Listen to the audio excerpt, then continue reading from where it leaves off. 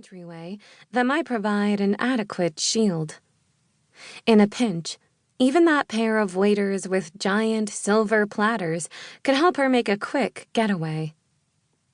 But Lila stood her ground. Lila always stood her ground. Neither snow, nor rain, nor heat, nor extreme social embarrassment. Oh, God! Catching sight of a familiar man by the entryway, she whirled around, her skirt ballooning around her legs. This can't be happening. What can't be happening? Kathy asked, her brows raised. She took a sip of her champagne, a wayward piece of glitter clinging to her upper lip. Are you sure you're all right? No.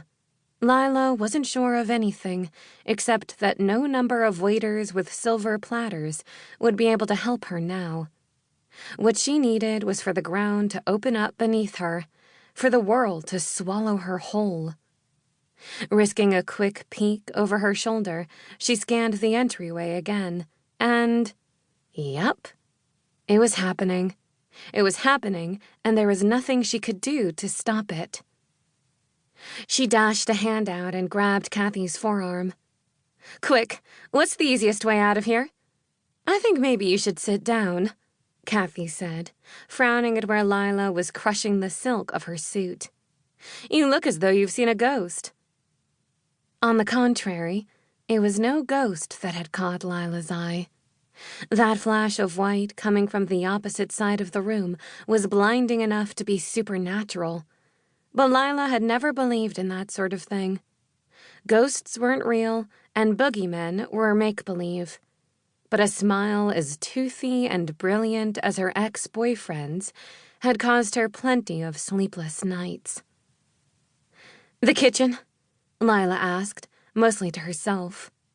No, I'll never make it that far. It'll have to be the emergency exit.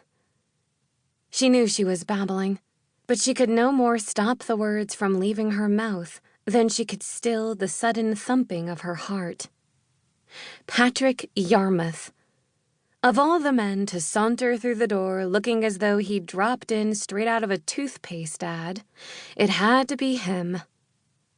She could brazen this dress out for the sake of her company, puppy promise. She could smile and sparkle for as long as it took to woo the people who had the power to take that company to the next level. But she could not, would not, dared not risk exposing herself to the man who'd accused her of perfection like it was a 4-letter word, especially since he hadn't spotted her yet. There's still time to make my escape. I'm sorry, Kathy, she said, as she lifted her skirts and headed for the bright red exit sign. I have to leave.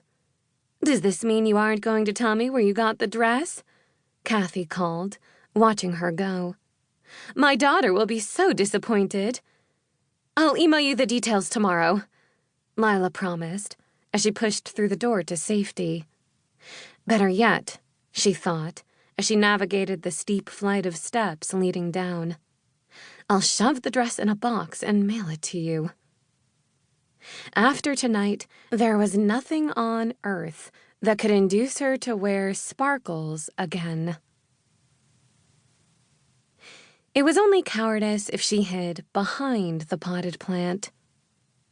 I'm standing next to it, Lila said to no one in particular, if only because there was no one in particular to say it to. She'd escaped the emergency stairwell to find herself on some kind of first-floor landing. It offered a fountain and a ficus and a complete absence of other people, all three of which were serving to calm her rattled nerves. I'm taking a break, that's all.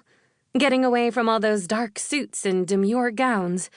I'll be back to my usual capable self in a few minutes, and then I'll be able to face him. Her attempt at boosting her own confidence failed. In truth, it was only her inability to pull her skirts in far enough that kept her where she was. There was no way she could fit behind that plant. A soft sniffling sound stopped Lila before she could make the mistake of continuing her one-sided conversation.